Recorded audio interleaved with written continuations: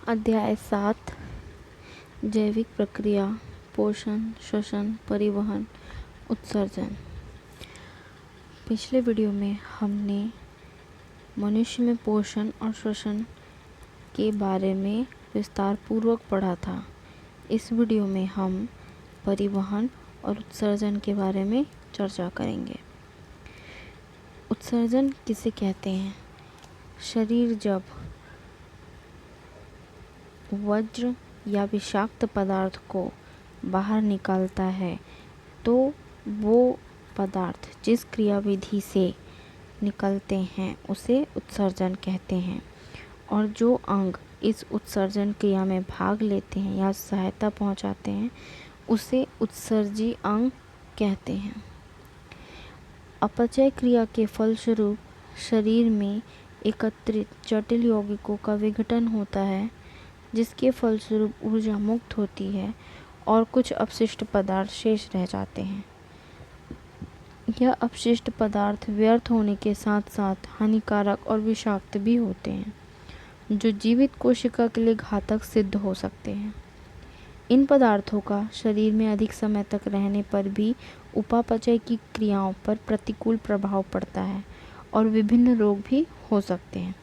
अतः इन अपशिष्ट या वर्ज्य पदार्थों का शरीर से बाहर निष्कासन आवश्यक है।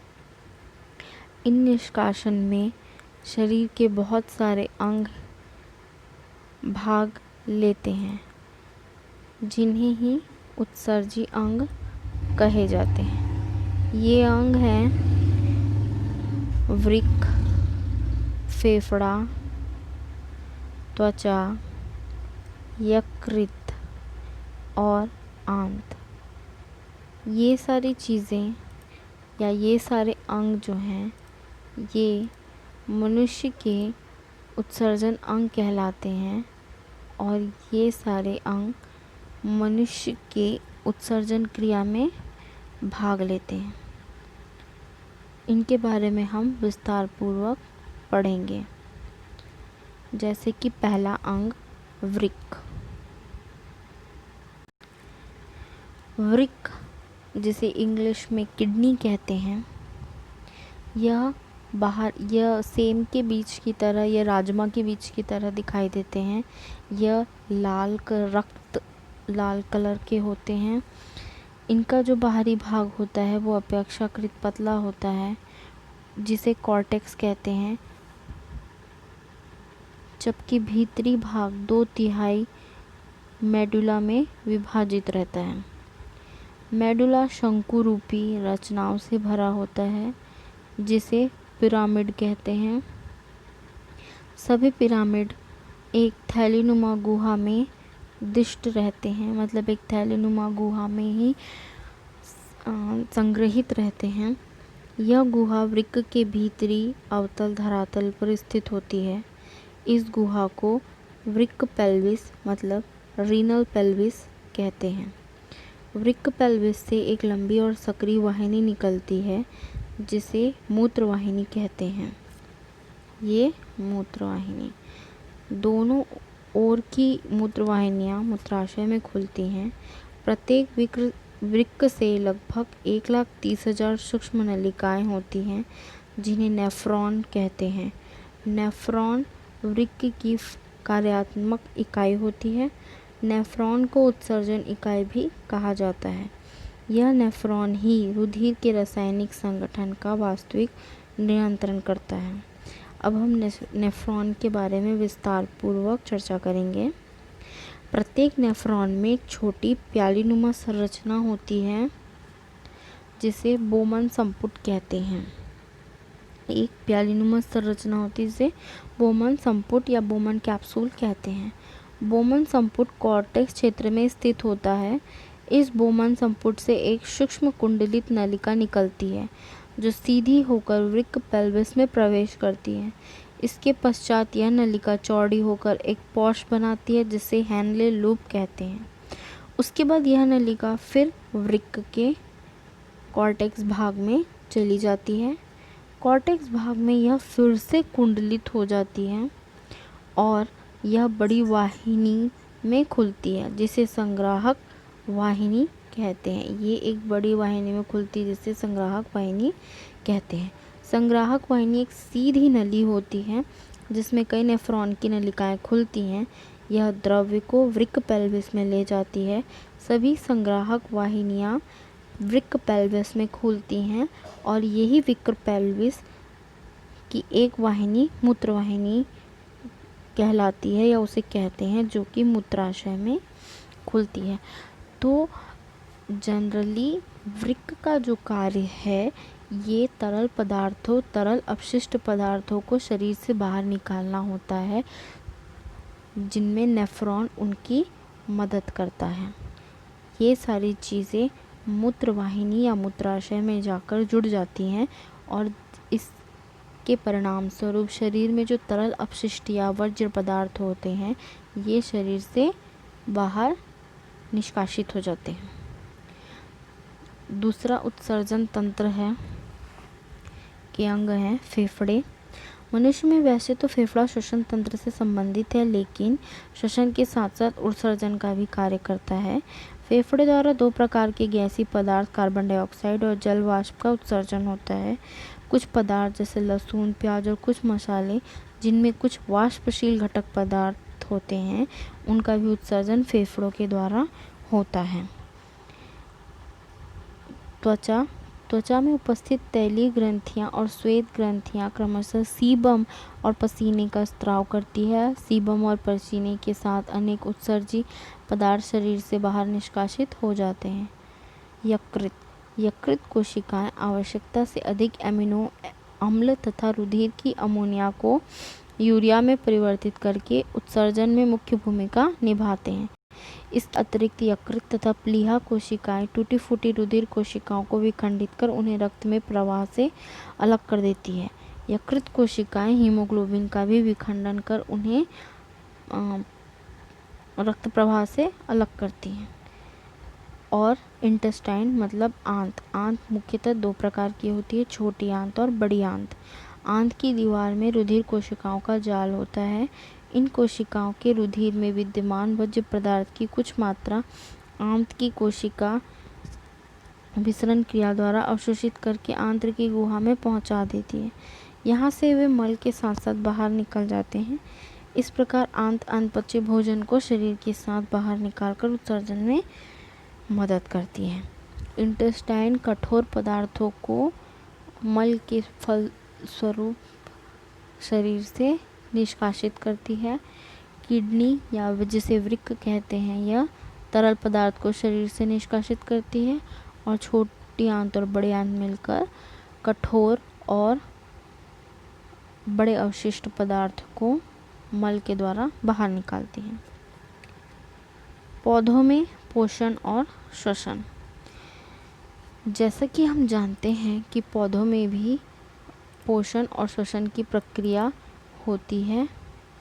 बहुत समय पहले यह पता लगाना बहुत मुश्किल हो रहा था कि क्या पौधों में भी श्वसन की प्रक्रिया होती है या उत्सर्जन की प्रक्रिया होती है।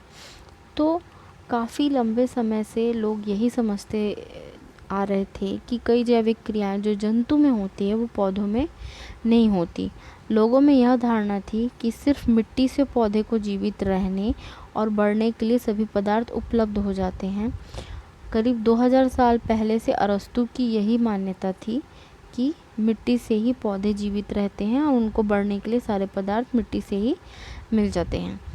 लेकिन 400 साल पूर्व किए गए कुछ प्रयोगों से हमने ये जाना कि पौधों में होने वाली जैविक प्रक्रियाएं जंतुओं में होने वाली जैविक प्रक्रियाओं से थोड़ी बहुत समानता रखती हैं। तो 17वीं शताब्दी में फॉन हेलमंट नामक एक वैज्ञानिक पौधों के पोषण और उसमें मिट्टी और पानी की भूमिका का अध्ययन कर रहे थे। उन्होंने लगभग 2 किलो के विलो के पौधे से अपना प्रयोग शुरू किया। उन्होंने विलो के पौधे को एक गमले में लगा दिया। इस गमले की मिट्टी को प्रयोग शुरू करने से पहले ही तौल लिया था। गमले को अच्छी तरह ढककर रखा गया जिसमें उसमें पानी के अलावा अन्य कोई चीज़ ना जा सके। हेलमंट नियमित रूप से नापे गए पौधे से पानी को सींचते रहे। 5 साल बाद उन्होंने गमले की मिट्टी और पौधे का वजन ज्ञात किया। उन्होंने पाया कि एक तरफ जहाँ पौधे का वजन लगभग 35 गुना बढ़ चुका था, वहीं गमले के वजन में महज 50 ग्राम का अंतर आया। अतः उन्होंने यह निष्कर्ष निकाला कि पौधे मिट्टी से नहीं बल्कि पानी से बढ़ते हैं। अब इसी प्रयोग से एक तरफ जहाँ एक लंबे समय तक यह धारणा चली जा रही थी कि पौधे अपना भोजन मिट्टी से लेते हैं, तो प्रयोग के बाद यह पता चला कि पौधे के पोषण में पानी की भूमिका भी महत्वपूर्ण होती है। इसमें हेलमंड हवा की भूमिका को नज़रअंदाज कर दी गए। दरअसल उन दिनों हवा पर अध्ययन शुरू ही हुआ था और उसमें बहुत सारी गैसों के बारे में खोज चल रही थी। तो पौधे के पोषण में जो हवा की भूमिका है, इसके बारे में 100 साल बाद पता लग चुका। फॉन हेलमंट ने जो प्रयोग किए थे उसके 100 साल बाद यह पता चला कि पौधे के पोषण में वायु की भी भूमिका होती है। जोसेफ प्रिस्टले नामक एक वैज्ञानिक ने हवा में एक गैस को खोजा था जिसमें चीज़ें बहुत जल्दी ही जलती थी। तो वो गैस कौन सी थी? वो थी ऑक्सीजन गैस। श्वसन की प्रक्रिया के बारे में हमने पढ़ा है कि जब कोशिकाएं में ऑक्सीजन की ग्लूकोज के साथ क्रिया होती है, तब कार्बन डाइऑक्साइड और पानी के बनने के साथ साथ ऊर्जा निकलती है। तो वैज्ञानिकों के मन में यह सवाल आया कि अगर कार्बन डाइऑक्साइड और पानी की क्रिया कराई जाए तो क्या होगा। फिर वैज्ञानिकों ने यह पाया कि पौधे में दिन रात चलने वाली श्वसन की क्रिया के अलावा एक और प्रक्रिया होती है जो सिर्फ दिन में चलती है, और इस प्रक्रिया में ही ऑक्सीजन गैस के बनने और कार्बनिक पदार्थ के निर्माण के लिए ऊर्जा उपयोग होती है। तो इसे उन्होंने कई तरीके के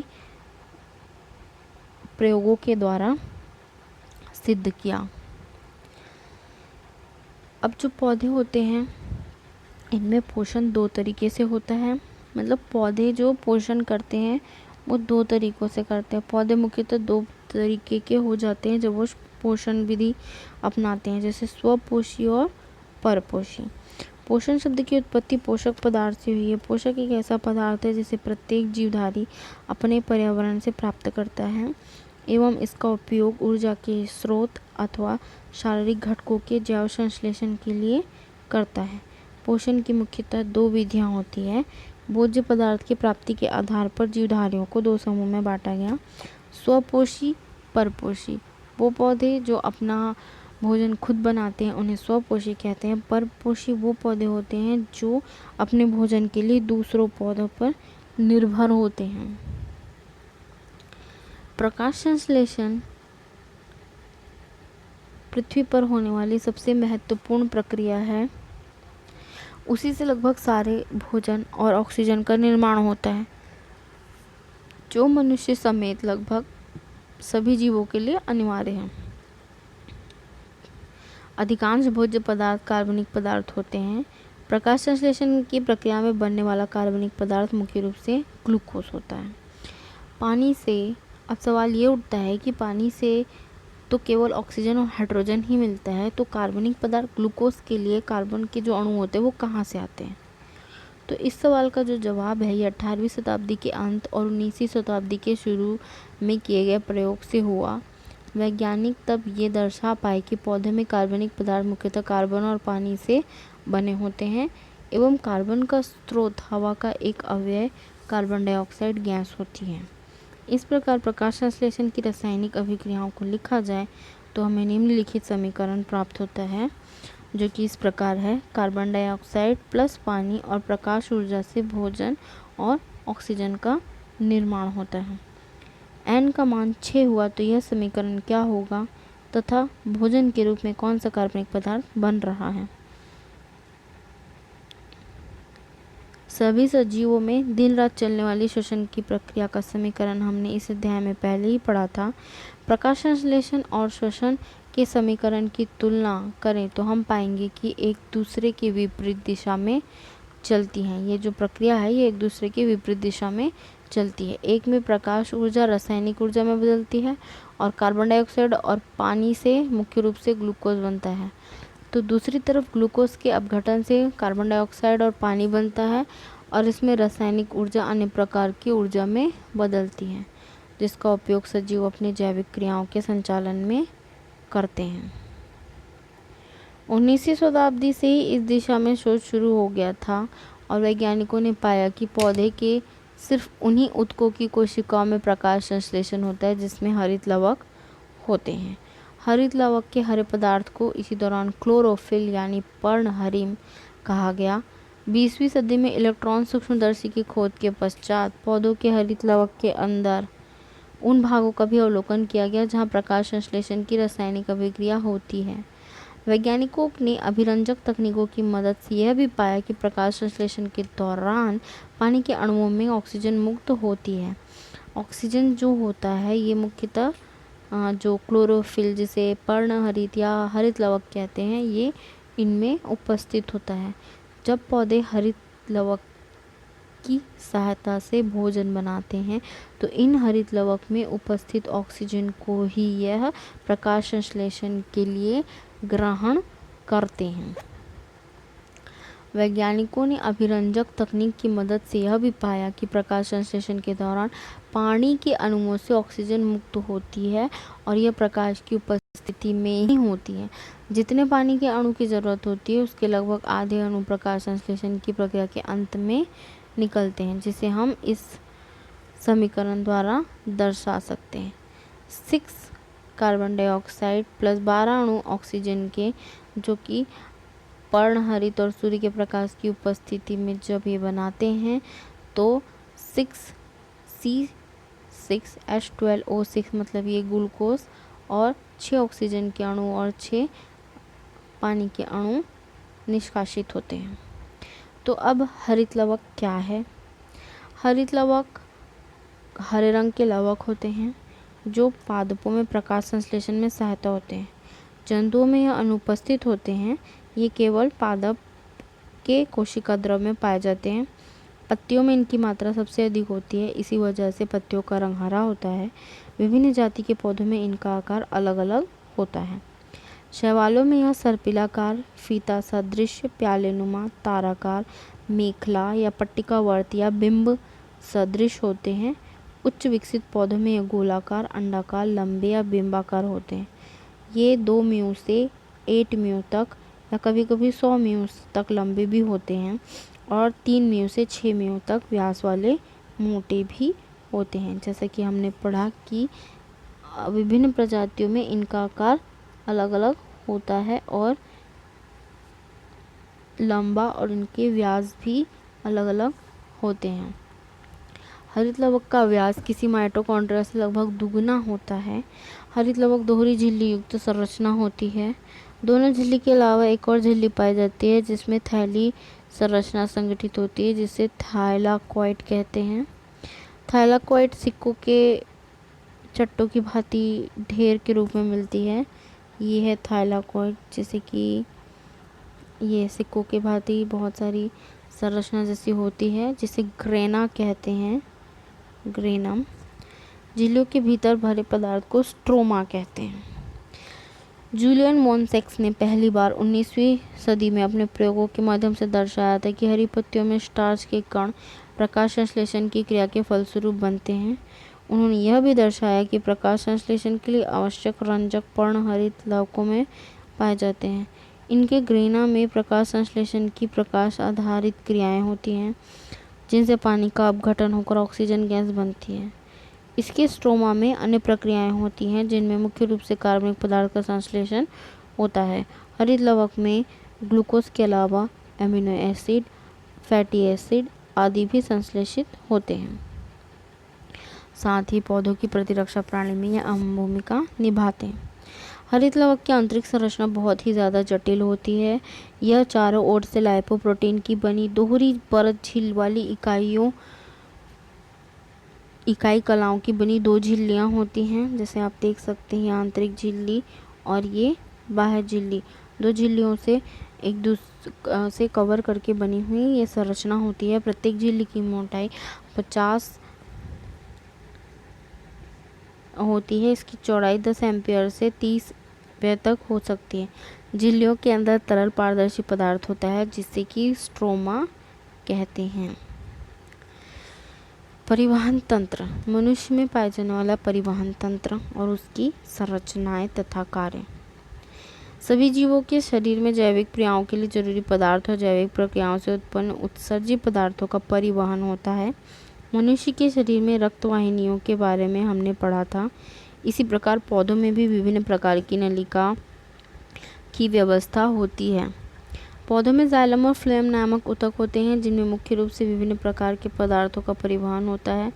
पौधों के परिवहन संबंधी ऊतक अर्थात संवहन ऊतक जड़ों में अंदर की तरफ होते हैं तथा तनों में बाहर की तरफ। अधिकांश द्विबीजपत्री पौधों में परिवहन संबंधी ऊतक तनी व जड़ व विशेष घेरों में पाए जाते हैं। एक बीजपत्री पौधों में पूरे जड़ या तने में बिखरे हुए होते हैं। क्या परिवहन संबंधी ऊतक। जड़ और तने के अलावा पत्ती, फूल, फलों में भी परिवहन संबंधी ऊतक पाए जाते हैं। जड़ से पानी में घुलकर कई प्रकार के लवण और नाइट्रोजनी पदार्थ जाइलम द्वारा पौधों के अन्य भागों में पहुंचते हैं। जाइलम में पदार्थों के परिवहन कई प्रकार से होते हैं। एक तो जड़ की कोशिकाओं की तुलना में मिट्टी में पानी ज़्यादा होने से परागण द्वारा पानी जड़ की कोशिकाओं में आ जाता है। आमतौर पर पौधे के रंध्र और पत्तियों की सतह पर वाष्पोत्सर्जन द्वारा कई पौधों से काफ़ी मात्रा में पानी बाहर निकल आता है। इनमें वाष्पोत्सर्जन के कारण जाइलम की नलिकाएं और अवकाश होने से खिंचाव बढ़ता जाता है।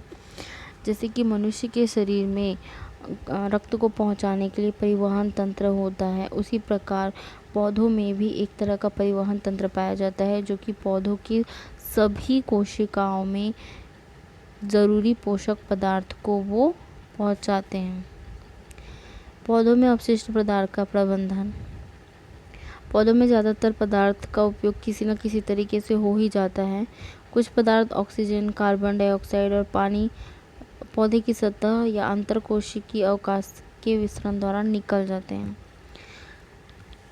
दिन के समय में प्रकाश संश्लेषण द्वारा बनी जो अतिरिक्त ऑक्सीजन होती है वो रंध्रों के द्वारा निकल जाती है, जबकि श्वसन में बनी कार्बन डाइऑक्साइड का उपयोग प्रकाश संश्लेषण की क्रिया में होता है। परंतु रात में जैसे जैसे प्रकाश संश्लेषण की दर में कमी होती है, तो जो अतिरिक्त कार्बन डाइऑक्साइड है वो रंध्रों के द्वारा बाहर निकलते हैं। वाष्पोत्सर्जन के द्वारा पौधे के विभिन्न भाग जैसे पत्ती, तना, फल से अतिरिक्त पानी तथा कुछ अन्य पदार्थ निकलते हैं। इसके अलावा पौधे में अधिकांश कार्बनिक पदार्थ, जिसका निष्कासन बहुत ज़्यादा ज़रूरी होता है, वो मृत ऊतकों में जमा हो जाते हैं और समय समय पर गिरने वाले पत्ते, फूल और छाल के द्वारा ही उनका निष्कासन हो जाता है। बहुत से खनिज लवण भी पौधे में मृत ऊतक में जमा हो जाते हैं। ये अक्सर कोशिका रिक्तियों में संचित रहते हैं, जो समय समय पर पौधों के शरीर से बाहर निकाल दिए जाते हैं। कुछ पदार्थ जल द्वारा भी मिट्टी से निकल जाते हैं, तो जलीय पौधे जो अपना अपशिष्ट पदार्थ है वो सीधे सीधे पानी में निकाल देते हैं। क्या आप जानते हैं कि पौधे के कुछ पदार्थ जैसे लैक्टेज, गोंद, रेजिन, टैनिन, एल्कलॉइड जिसे सामान्य तौर पर अपशिष्ट पदार्थ कहा जाता है, परंतु अधिकांश पौधों में ये पदार्थ उनकी प्रतिरक्षा में सहायता करते हैं। इन पदार्थों को हम अपने लिए भी उपयोग में लाते हैं, जैसे रबड़ के पौधे के लेटेक्स से हम रबर बनाते हैं।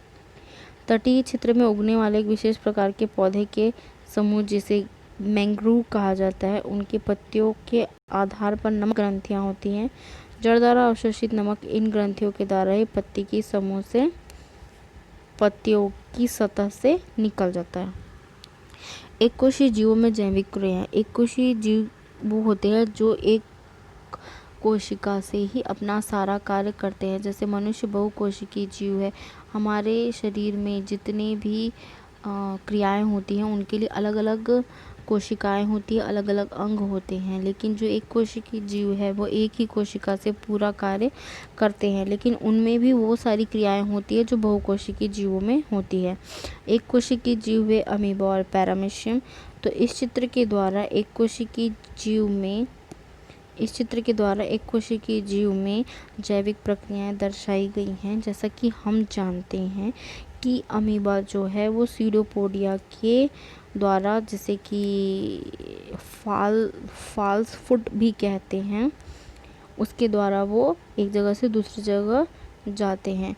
तो जैसे ही उनके पास जो कोई खाद्य पदार्थ आता है वो आगे बढ़कर अपने ही शरीर को इस तरीके से परिवर्तित करने के बाद उस खाद्य पदार्थ को अपने ही शरीर के अंदर ले आते हैं और उस तरीके से वो अपना भोजन ग्रहण करते हैं।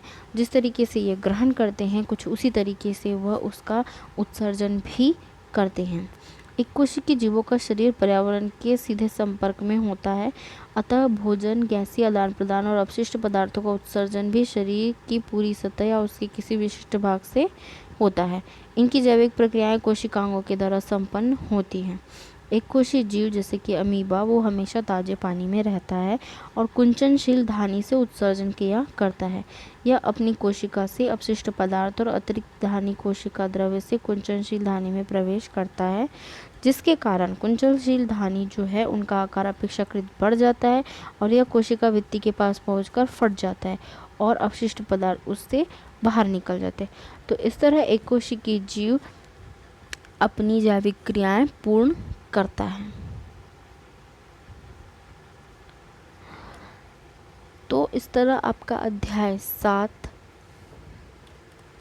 मनुष्य तथा पौधों में जैविक प्रक्रियाएं, पोषण, श्वसन, परिवहन और उत्सर्जन खत्म होता है। इस अध्याय में हमने मनुष्य में पोषण, श्वसन, परिवहन, उत्सर्जन तथा पौधों में भी इसके बारे में चर्चा की है। धन्यवाद।